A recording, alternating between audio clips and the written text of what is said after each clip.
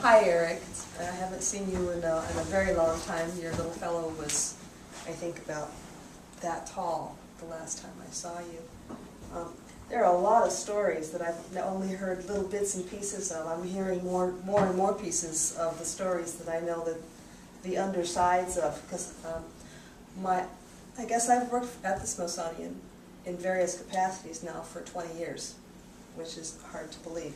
But your mother is the one who I called, and she called me up and said, well, you come over and we'll work on, well, my Japanese wasn't good enough to actually do a translation for her, so I ended up working on the Perry catalog.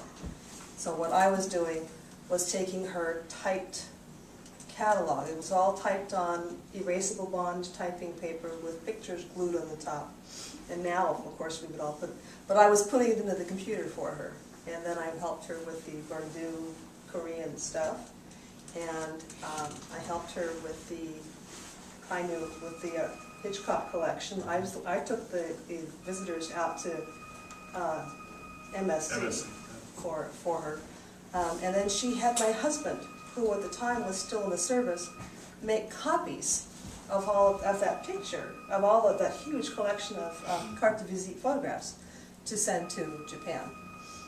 And then I got a job with the Move, and then I got a job with South American stuff, and so I haven't had a lot to do with the Asian program, except that while I was there, she drove me to this meeting for the Asian Pacific Heritage Month. And I'll have you know that I have now been chairman of that group for 12 years, I think, all together. And this is all Chang-su's fault. But she was a marvelous person, and sorry that we haven't seen as much of you, but of course, by the time I met her, you were already grown up, and I mostly heard about you through stories, you and Evelyn both, and say that it was I have a lot to be thankful for meeting Chang-su originally.